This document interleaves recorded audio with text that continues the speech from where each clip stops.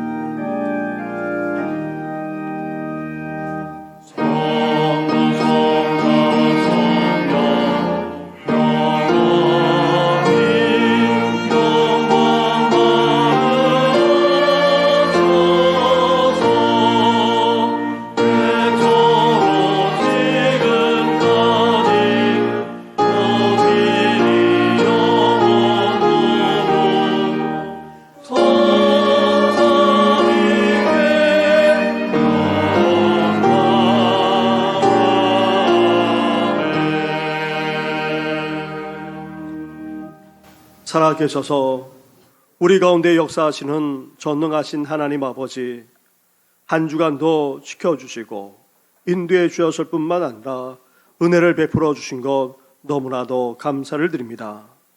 하지만 이 세상을 살아가면서 우리 믿음을 드러내기보다 감추면서 살기도 했습니다. 우리 믿음이 삶으로 드러나야 하고 순조로 나타나야 하는데도 불구하고 그렇지 못할 때가 더 많았습니다.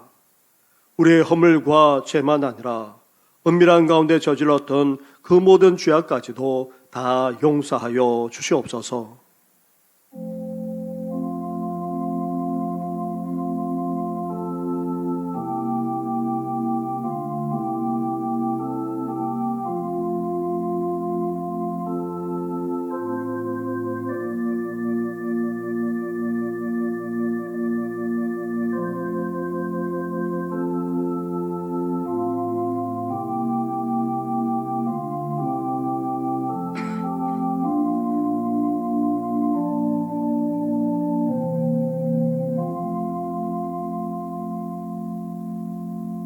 회개하며 고백하는 누리에게 주시는 하나님의 말씀이 여기에 있습니다. 내가 그들을 내게 범한 그 모든 죄악에서 정하게 하며 그들이 내게 범하며 행한 모든 죄악을 사할 것이니라. 아멘. 이제 사도신경으로 우리 신앙을 고백하오니 나는 전능하신 아버지 하나님 천지의 창조주를 믿습니다. 나는 그의 유일하신 아들 우리 주 예수 그리스도를 믿습니다. 그는 성령으로 잉태되어 동정녀 마리아에게서 나시고 본디오 빌라도에게 고난을 받아 십자가에 못 박혀 죽으시고 장사된 지 사흘 만에 죽은 자 가운데서 다시 살아나셨으며 하늘에 오르시어 전능하신 아버지 하나님 우편에 앉아 계시다가 거기로부터 살아있는 자와 죽은 자를 심판하러 오십니다. 나는 성령을 믿으며 거룩한 공교회와 성도의 교제와 죄를 용서받는 것과 몸의 부활과 영생을 믿습니다. 아멘. 할렐루야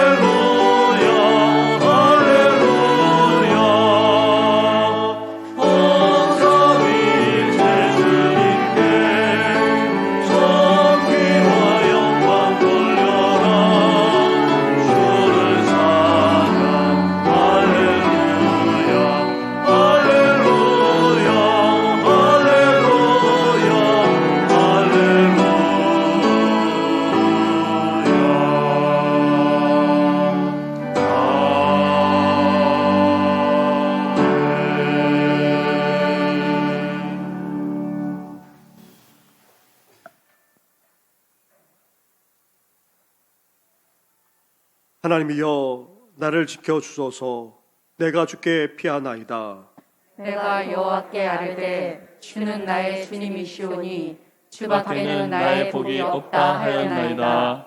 땅에 있는 성도들은 존귀한 자들이니 나의 모든 즐거움이 그들에게 있도다. 다른 신에게 예물을 드리는 자는 괴로움이 더할 것이라. 나는 그들이 드리는 피의 전제를 드리지 아니하며 내 입술로 그 이름도 부르지 아니하리로다. 여호와는 나의 산업과 나의 잔의 소득이시니 나의 분깃을 지키시나이다. 내게 줄로 지어준 구역은 아름다운 곳에 있으며 나의 기업이 실로 아름답도다. 나를 훈계하신 여호와를 송축할지어찌라. 밤마다 내 양심이 나를 교훈하도다. 내가 여호와를 항상 내 앞에 모심이여 그가 나의 오른쪽에 계심으로 내가 흔들리지 아니하리로다. 아멘. 거룩하시고 자비로우신 우리 주 여호와 아버지 하나님, 하나님의 은혜에 감사드리며 이 모든 존귀와 영광을 아버지 하나님께 올려드립니다.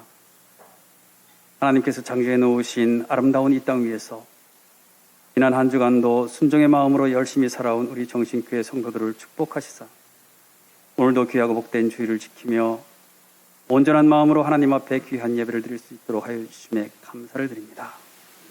이 시간도 부디 원하옵나니 성령 하나님께서 임재하여 주셔서 우리 모든 권속들에게 하나님의 크신 위로와 평강이 임하는 그런 귀한 시간 되게 하시며 오늘도 말씀을 통하여 하나님의 축복이 임하실 뿐만 아니라 각 가정에서 세워놓은 모든 기도의 제목들도 응답받으며 우리 마음속에 큰 기쁨이 넘치는 그러한 예배가 되게 하여 주시옵소서.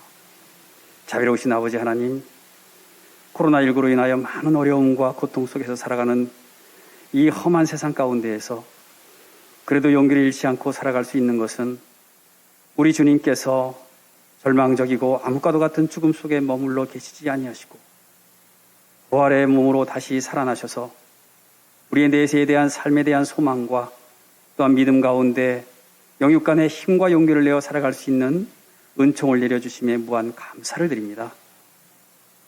때로는 정말 힘들고 어려운 그러한 세상 일이 우리에게 닥칠지라도 우리 주님께서 십자가에 돌아가시기까지의 그 고통과 고난에 비하면 아무것도 아닌 것임을 깨달아 알게 하시고 삶의 고단함까지도 열심히 이겨내며 우리 하나님과 동행하는 삶을 살아가는 저희들 모두가 되게 하여 주시옵소서.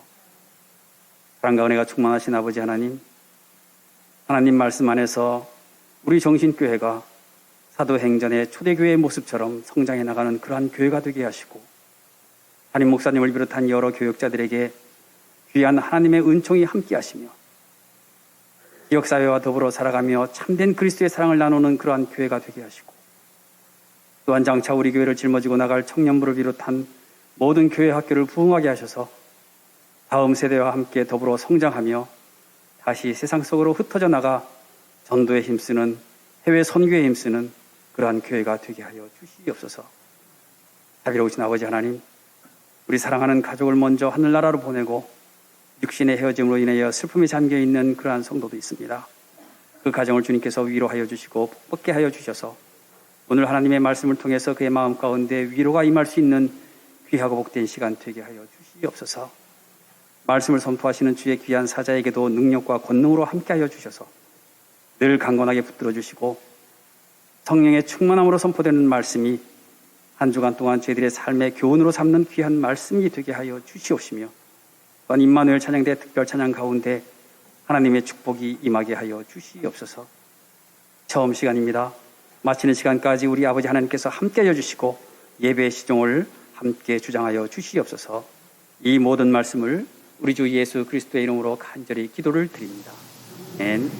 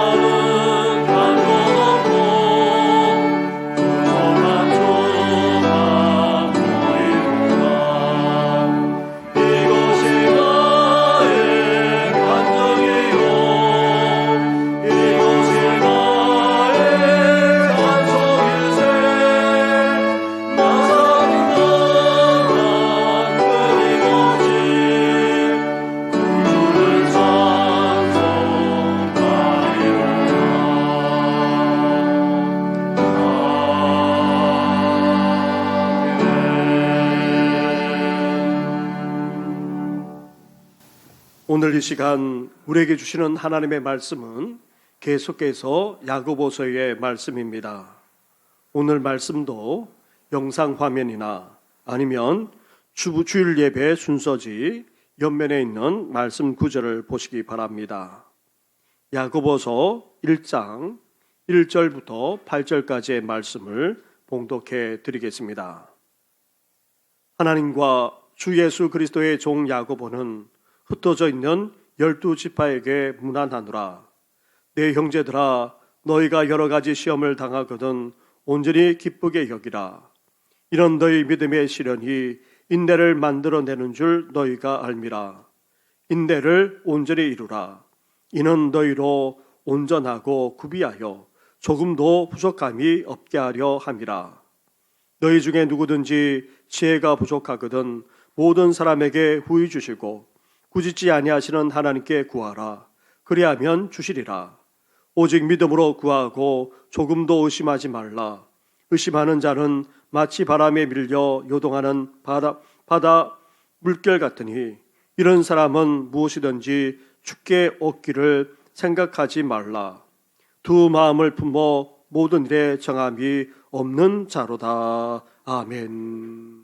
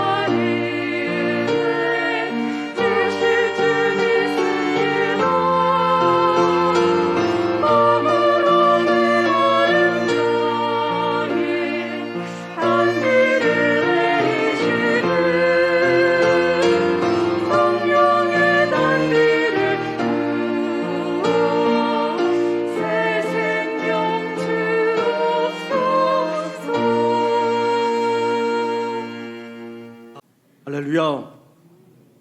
야고보에서의 말씀을 묵상해 나감으로 우리 믿음이 삶으로 드러날 뿐만 아니라 하나님의 사람으로 성숙해지고 더 나아가 하늘의 지혜까지 갖게 되시기를 주님의 이름으로 축원합니다. 아멘. 인생을 살아가면서 우리가 피할 수 없는 것들이 있습니다. 다름 아닌 바로 인생의 시험, 인생의 시련이라 할 수 있습니다. 그것도 한두 번이 아닌 여러 가지 시험, 여러 가지 시련을 겪을 수밖에 없습니다. 당시 디아스포라 유대인 출신의 그리스도인들이 그랬습니다. 이들은 본국이 아닌 유대가 아닌 로마 제국에 흩어져 살아가야 했기에 너무나도 힘들고 어렵게 살아가야 했습니다. 당시 그리스도인들은 대부분 가난한 이들이 적지 않았기에 그들의 삶은 고단하기까지 했습니다. 거기에다가 신앙 때문에 적지 않은 시험, 시련까지 당해야 했습니다. 예수 믿는 것 때문에 같은 유대인들로부터 배척을 받았습니다. 유대 공동체로부터 쫓겨나거나 경제적인 혜택, 경제적인 도움조차 받을 수 없었습니다. 심지어 회당도 출입하지 못하는 일이 생겨났고 나중에는 예루살렘 성전조차도 오르지 못하게 될 정도였습니다. 뿐만 아닙니다. 예수 믿는 신앙 때문에 유대인만 아니라 로마 제국 곳곳에서 사회적인 제재와 경제적인 손실을 당해야 했습니다. 핍박과 박해까지 받아야 했던 것입니다. 이렇게 디아스포라 유대인 출신의 그리스도인들은 힘들고 어려운 시대를 겪으면서 살아가야만 했던 것입니다. 오늘 우리도 그러합니다. 직접적인 핍박과 박해는 아니지만 우리도 온갖 비난과 비방을 당하면서 신앙생활을 해나가고 있습니다. 그런데다가 어렵고 힘든 시대를 살아가기에 우리도 여기에서 벗어날 수 없습니다. 우리의 삶도 얼마나 힘들고 고단한지 모릅니다. 거기에다가 우리 개개인마다 온갖 시련과 시험을 당하면서 살아가고 있습니다. 그래서 야고보는 믿음과 지혜에 대해서 말하기에 앞서서 살아가면서 피할 수 없는 인생의 시험, 인생의 시련의 문제부터 말하지 않을 수 없었던 것입니다. 그렇다면 인생의 시험, 인생의 시련을 어떻게 대처해 나가고 헤쳐나가야 합니까? 살아가면서 계속 겪을 수밖에 없는 그런 인생의 시련을 어떻게 극복하며 어떻게 이겨나가야 합니까? 첫째로 우리는 긍정적이고도 적극적인 태도와 자세를 가져야 합니다. 오늘 본문 2절 말씀을 보시기 바랍니다. 2절을 함께 같이 봉독하겠습니다. 시작. 내 형제들아 너희가 여러 가지 시험을 당하거든 온전히 기쁘게 여기라. 아멘. 여러 가지 시험을 만날 때마다 어떠하라고 말합니까? 기쁨으로 여기라.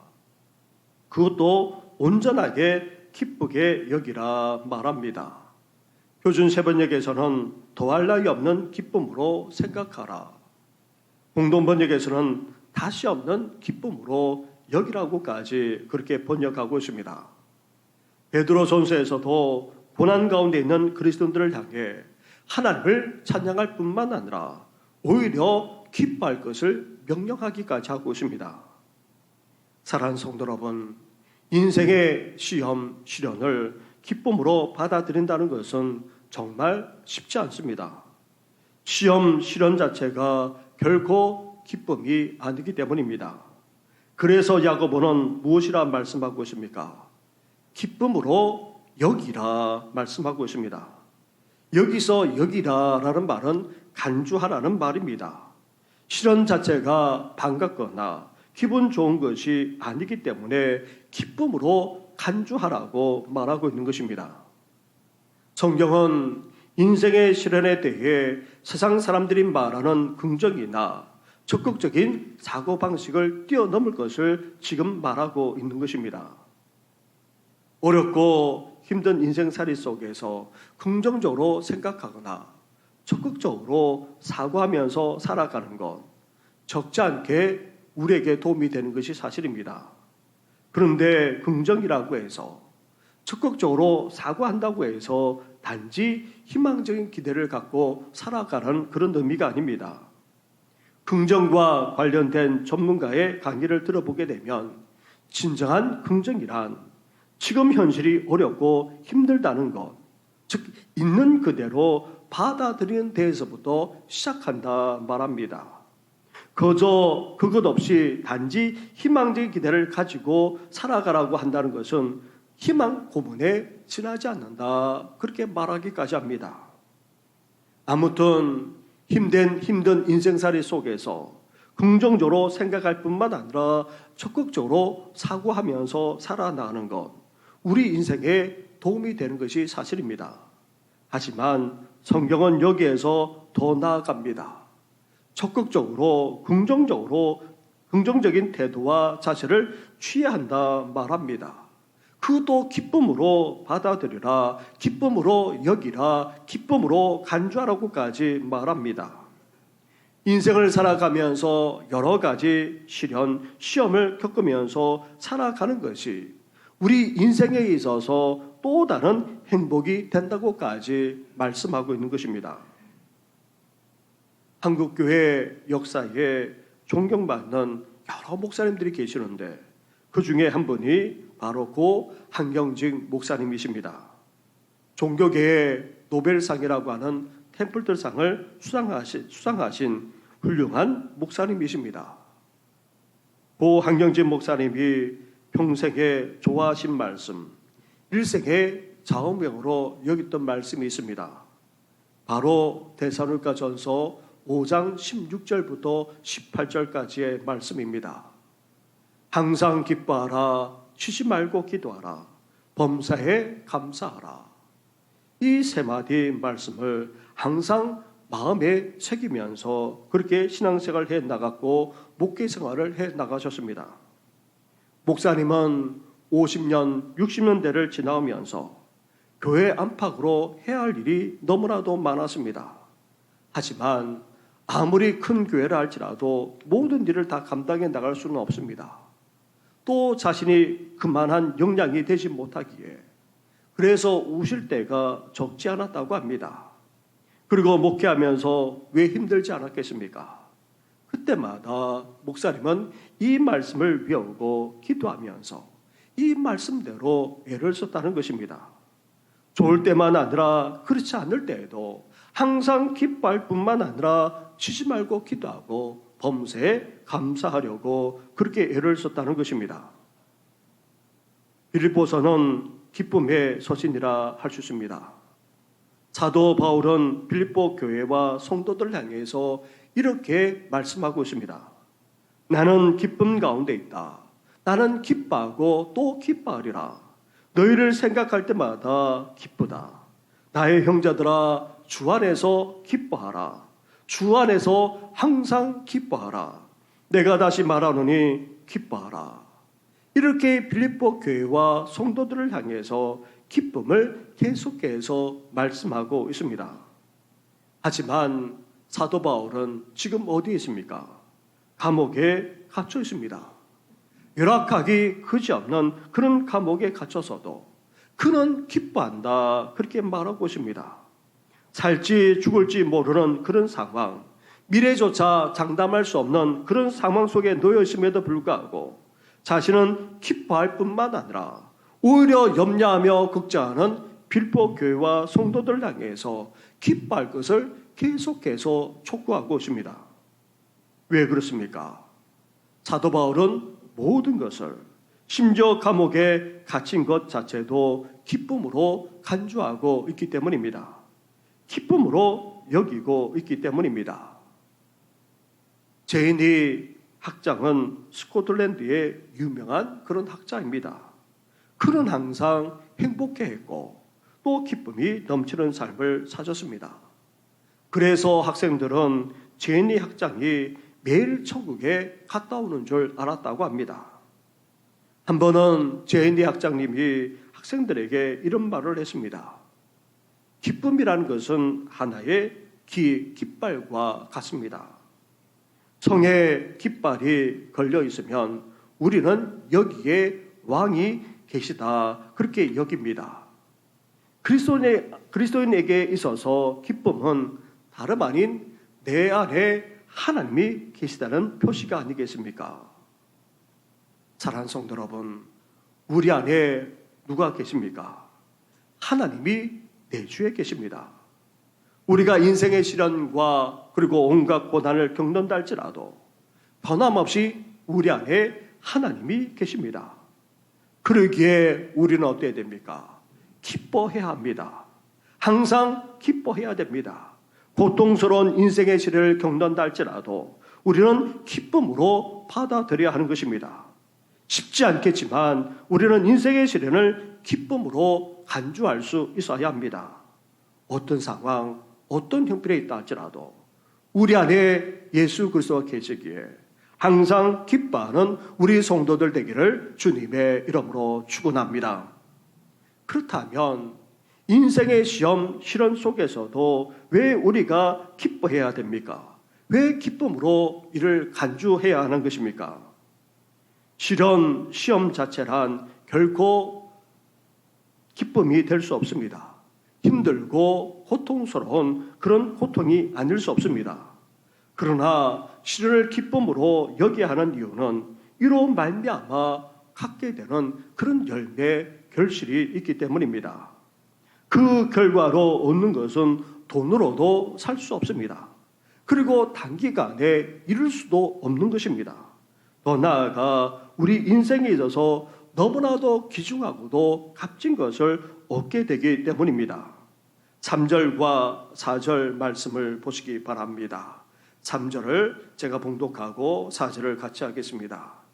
이는 너희 믿음의 시련이 인내를 만들어내는 줄 너희가 알미라. 인내를 온전히 이루라. 이는 너희로 온전하고 구비하여 조금도 부족함이 없게 하려 함이라. 아멘. 인생의 시련, 인생의 시험을 겪게 되면 우리 인생에게 어떤 일이 벌어집니까? 먼저 단련되어집니다. 철광석을 캐내게 되면 그 철광석은 결코 처음부터 강철이 되는 것이 아닙니다. 철광석은 풀무불에 넣어야 합니다. 불로 그렇게 불순물을 제거해 나가야 합니다. 그것만으로도 되지 않습니다. 매질을 해야 됩니다. 단단하게 만들어야 됩니다. 그럴 때에 강철이 될 수 있는 것입니다. 우리 인생도 마찬가지입니다. 시련과 시험을 통해서 우리 인생은 단련되어지게 됩니다. 그러면서 우리에게 어떤 성품까지 생겨나게 됩니까? 인내를 배우게 된다는 것입니다. 인내가 점점 쌓이게 됩니다. 끝까지 참고 견디는 그런 귀한 성품이 어느덧 우리 삶에 자리 잡기 시작하게 되는 것입니다. 그 결과 어떤 일까지 벌어지게 됩니까? 온전하고도 성숙한 하나님의 사람으로 빚어지게 되는 것입니다. 흠이 없이 잘 준비된 자, 하나님의 표준에 도달하는 자, 그런 하나님의 사람으로 빚어지는 역사까지 일어나게 되는 것입니다. 이렇게 인생의 시련이 우리를 단련할 뿐만 아니라 인내라는 귀한 성품을 갖게 하고 더 나아가 하나님의 사람으로까지 빚어지는 놀라운 역사가 일어나게 된다는 것입니다. 그래서 우리는 시험에 대해서 어때야 됩니까? 긍정적이고도 적극적인 태도와 자세를 가져야 하는 것입니다. 그것도 기쁨으로 여기고 간주해야 될 이유가 바로 여기에 있는 것입니다. 사랑하는 성도 여러분, 하나님의 쓰신 성령의 인물들은 하나같이 인생의 시련, 인생의 시험을 통과한 사람들입니다. 다윗이 그랬습니다. 다윗이 사울처럼 교만하지 않고 하나님의 마음에 합한 자가 될 수 있었던 것, 다름 아닌 왕위에 오르기까지 숱한 시련과 고난을 겪었기 때문입니다. 아브라함도 마찬가지입니다. 믿음의 조상이 되기까지 그는 적지 않은 연단의 과정을 거쳐야만 했습니다. 거듭되는 실패만 아니라 좌절 속에서도 하나님은 아브라함을 다듬으시고 온전한 신앙으로 빚으시기까지 했던 것입니다. 그리고 요셉을 비롯한 수많은 성경의 인물들이 하나같이 인생의 시련만 아니라 고난 없이 그냥 된 경우가 없습니다. 이 세상을 살아가는 이상 우리는 인생의 시험, 인생의 시련을 피할 수 없습니다. 시련을 겪을 수밖에 없기에 하나님은 이로 말미암아 우리 인생이 망가지거나 피폐해지기를 결코 원치 않으십니다. 그래서 오히려 이 시험, 이 시련을 어떻게 하십니까? 선용하십니다. 이를 통해서 우리를 빚으십니다. 오히려 온전한 신앙인으로 우리를 만들어 나가신다는 것입니다. 이 세상에 살아가는 데 있어서 없어서는 안 되는 귀한 인내라는 성품을 연마하게 하시고 궁극적으로 하나님의 사람으로까지 빚어주시는 것입니다.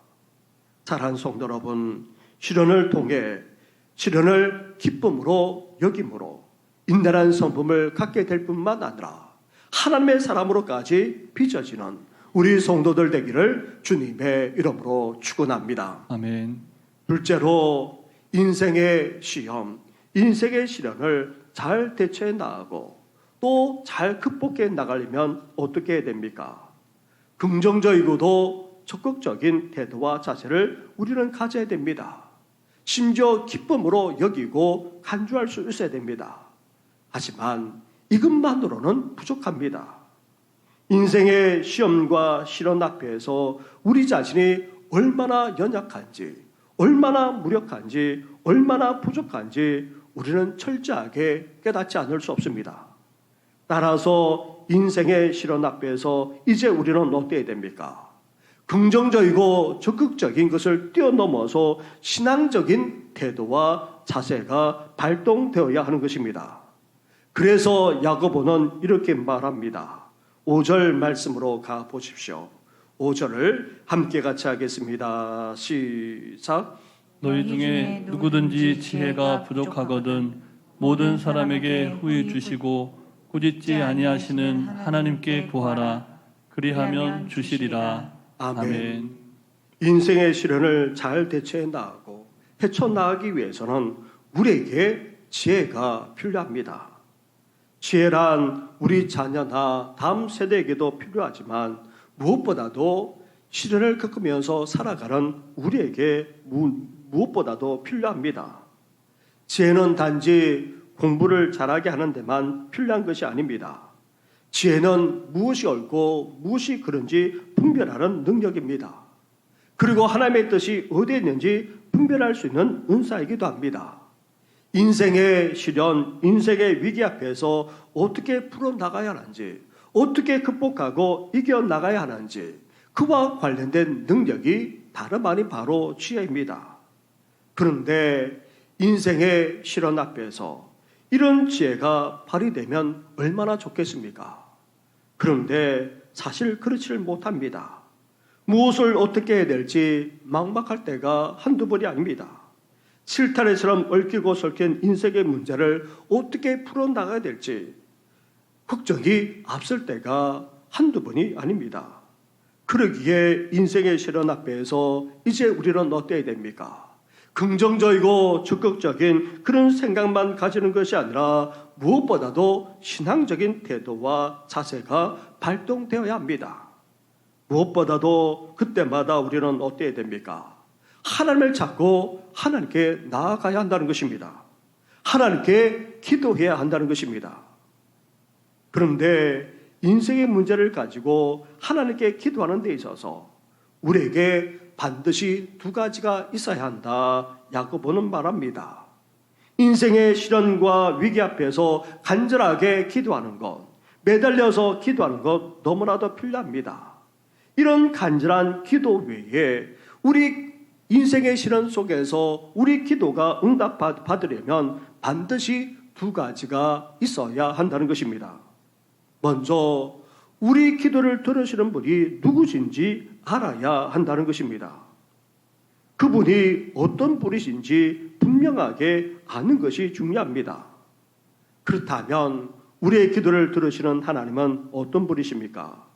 다시 5절 말씀으로 가보시기 바랍니다. 한 번 더 우리 같이 봉독하겠습니다. 시작. 너희 중에 누구든지 지혜가 부족하거든 모든 사람에게 후히 주시고 꾸짖지 아니하시는 하나님께 구하라. 그리하면 주시리라. 아멘. 살아계셔서 오늘도 우리 가운데 역사하시는 하나님은 어떤 분이십니까? 응답하는 분이십니다. 그것도 후히 주시는 분이십니다. 주저하지 않고 항상 줄 준비가 되어 있을 뿐만 아니라 넘치도록 부어줄 수 있는 분이 바로 우리 하나님이십니다. 우리 한 사람 한 사람만 아니라 모든 사람에게 그렇게 응답하고도 남음이 있는 분이 바로 우리 하나님이십니다. 또한 하나님은 결코 꾸짖지 아니하십니다. 우리 요청을 귀찮게 여기지 않습니다. 변덕을 부리지도 않습니다. 신실하실 뿐만 아니라 전혀 책망하지 않으시고 어쩔 수 없이 들어주는 것이 아니라 은혜 베푸기를 즐겨하시는 분이 바로 우리 하나님이십니다. 바로 이런 하나님을 알고 우리는 이런 하나님께 기도할 수 있어야 하는 것입니다. 허드슨 테일러 선교사님은 중국 선교의 아버지라 불립니다. 한 번은 설교하면서 이런 말씀을 한 적이 있습니다. 우리는 하나님을 크게 믿기보다 크신 하나님을 믿어야 합니다. 그렇습니다. 우리가 크게 믿어보았자 얼마나 크게 믿을 수 있겠습니까? 하나님을 크게 믿기보다 우리는 크신 하나님을 믿을 수 있어야 하는 것입니다. 빙점이라는 베스트셀러를 쓴 뮤라 야코도 한 수필에서 동일한 말을 하고 있습니다. 내 안의 하나님은 너무나도 작다. 내가 믿는 하나님은 너무나도 작다. 그렇습니다. 우리가 믿는 하나님은 어떠합니까? 너무나도 작습니다. 우리는 하나님을 너무나도 모르면서도 그렇게 믿을 뿐만 아니라 기도하곤 합니다. 우리의 기도를 들으시는 하나님은 어떤 분이십니까? 후히 주시는 분이십니다. 결코 꾸짖지 않은 분이십니다. 신실하시고 넘치도록 주시되 한없는 은혜를 베풀어 주시는 분이 바로 우리 하나님이십니다. 이런 하나님을 우리가 알고 체험하면서 우리는 하나님께 기도할 수 있어야 하는 것입니다. 이런 하나님께 기도하고 있음을 알고 이런 하나님께 더욱더 간절하게 기도하는 우리 성도들 되기를 주님의 이름으로 축원합니다. 아멘. 이렇게 인생의 시련 속에서 기도할 때에 우리 기도를 들으시는 하나님이 어떤 분이신지를 알고 우리는 기도하는 것 중요합니다.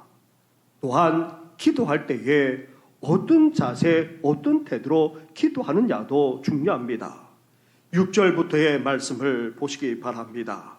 6절부터 8절까지의 말씀을 한 절씩 교독하겠습니다.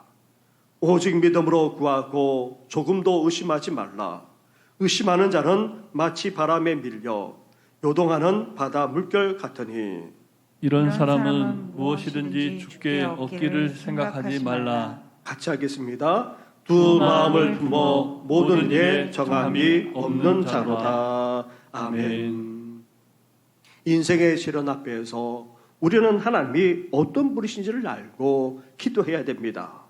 또한 하나님께 어떻게 기도해야 됩니까? 한마디로 말한다면 믿음으로 기도하라는 것입니다. 여기서 믿음으로 기도한다는 말은 두 가지로 말합니다. 첫째로 조금도 의심하지 않는 것을 말합니다. 후히 주시고 꾸짖지 않으실 뿐만 아니라 또 응답해 주시는 그 하나님을 온전히 믿음으로 기도해야 한다는 것입니다. 둘째로 믿음으로 기도한다는 말은 두 마음을 품지 않는 것을 말합니다.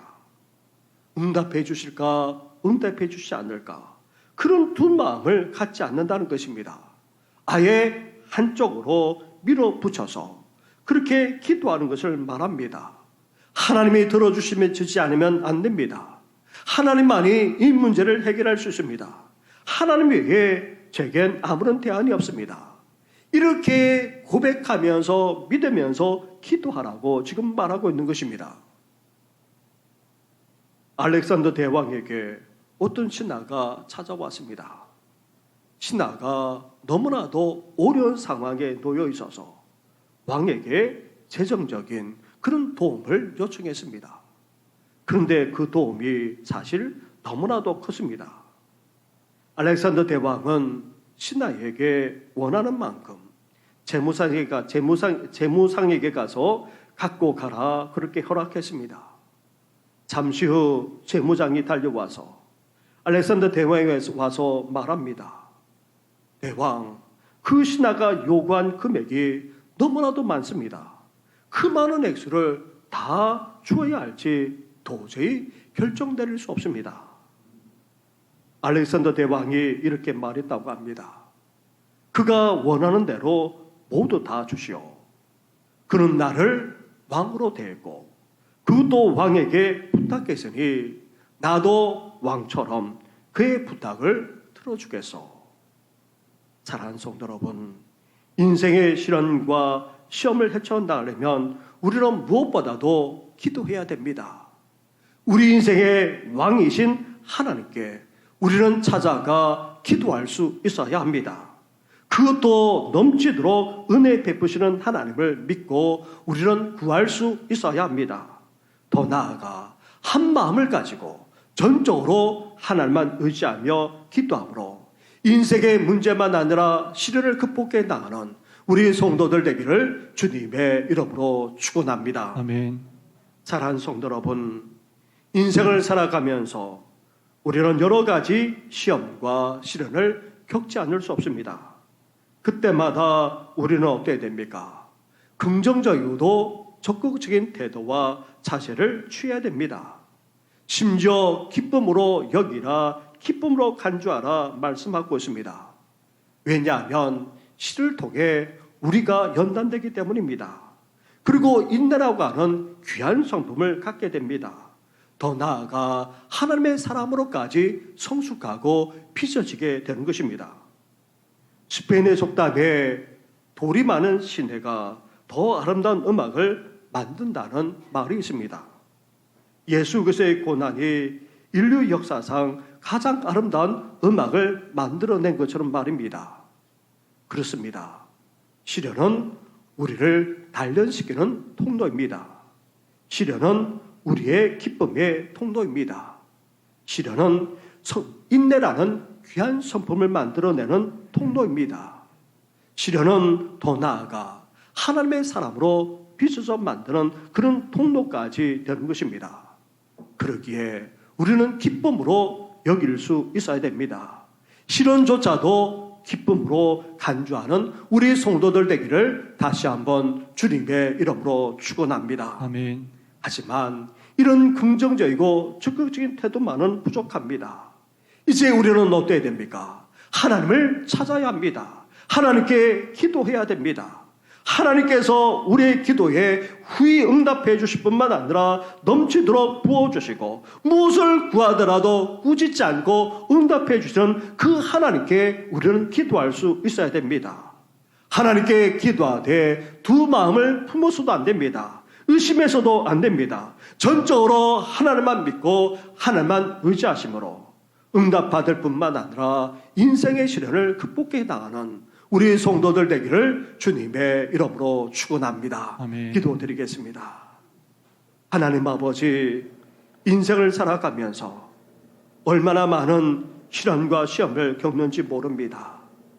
이 시련 때문에, 인생의 시험 때문에 힘들고 어려울 때가 한두 번이 아닙니다. 그때마다 좌절하고 낙심하고 절망하는 것이 아니라 오히려 긍정적으로 적극적으로 바라보게 하여 주시고 우리 주님께서 말씀하신 것처럼 기쁨으로 여길 수 있도록 은혜 허락하여 주시옵소서.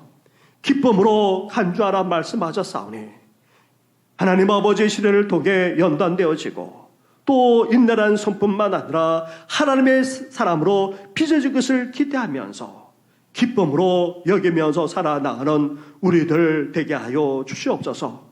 하나님 아버지, 인생의 시련 앞에 우리가 부족함을, 우리의 연약함을 고백하지 않을 수 없습니다. 그때마다 하나님을 찾고 하나님께 기도하는 우리 성도들 되기를 소망합니다.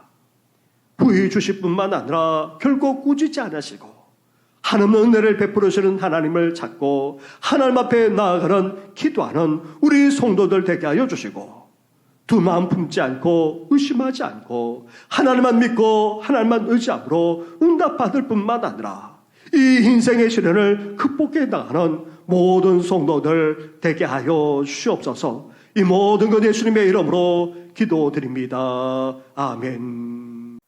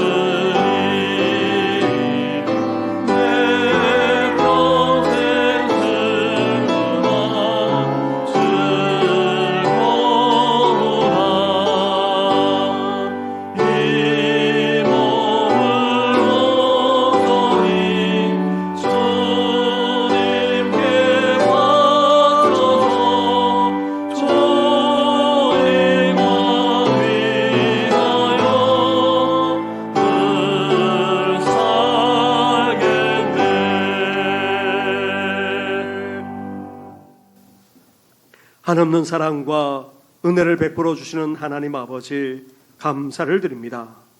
이렇게 주님 앞에 나와 예배 드릴 뿐만 아니라 귀한 예물까지 드리게 하시니 감사를 드립니다. 이 예물이 쓰는 곳마다 주의 복음만이 선포되게 하여 주시고 이 지역 사회만 아니라 이 나라 이 민족 더 나아가 모든 족속과 모든 열방 가운데 놀라운 복음의 역사가 펼쳐지게 하여 주시옵소서. 이렇게 정성 들여서 하나님 앞에 성별하여 드리오니 우리 예물을 연락해 주시고 드린 손길마다 우리 주님께서 복되게 하여 주시옵소서. 영혼이 잘된 같이 범사가 잘되고 늘 강건하기를 원합니다. 우리의 삶에 일어나는 모든 것들이 다 복이 되게 하여 주시고 더 나아가 강건함의 은혜를 날마다 더딥혀 주시옵소서. 연약함 속에서도 주님 앞에 나온 성도들이 있습니다.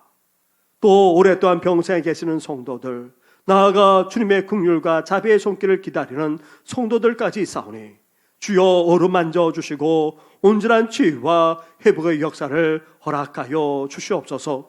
이 모든 건 예수님의 이름으로 축복하며 기도드립니다. 아멘. 할렐루야. 네.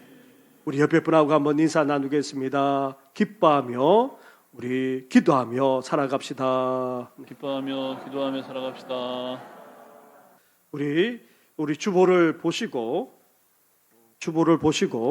우리 계속해서 금요일 저녁에는 모이지 못하지만 낮에 기도회로 모이고 있습니다. 기도하는 일에도 함께해 주시면 고맙겠습니다. 돌아오는 화요일에는 제104회 서울 동도회 정기교회로 모이게 됩니다. 동일 교회당에서 모이겠는데 저와 부목사님들 그리고 또 해당되시는 우리 장로님들 같이 가셔서 그렇게 참여하도록 하겠습니다. 더불어서 이제 5월 6월분 매일 성경이 나왔습니다. 본래 매일 성경은 이렇게 기본적으로는 이만한 책자입니다. 근데 젊은 분들은 볼 수 있겠지만 나이 드시는 분들이 힘드셔서 조금 더 큰 그렇게 책을 저희들이 나눠 드렸는데 이것조차도 작다고 하신 분들이 계셔서 더 큰 책으로 지금 이렇게 바꾸어서 드리고 있습니다. 그래서 또 원하시면은 우리가 또 책도 바꾸어 드리도록 하겠고 그리고 또 지금도 신청하셔도 괜찮습니다. 우리 계속해서 말씀을 읽고 묵상하는 일에 한 해 동안 힘써 주시면 고맙겠습니다. 그리고 지난주에 광고 드린 것처럼 김동아 집사님, 어머님 하나님의 부르심을 받아 그렇게 장례를 치르고 또 그 교회에 인사하시고 오늘 오셨습니다. 잠깐 일어나 주시겠습니까? 네. 우리 하나님의 위로와 평강이 함께 하시길 바랍니다. 나가실 때에 위로해 주시면 고맙겠습니다. 우리 함께 일어나 찬양으로 하나님께 영광 올려드리겠습니다.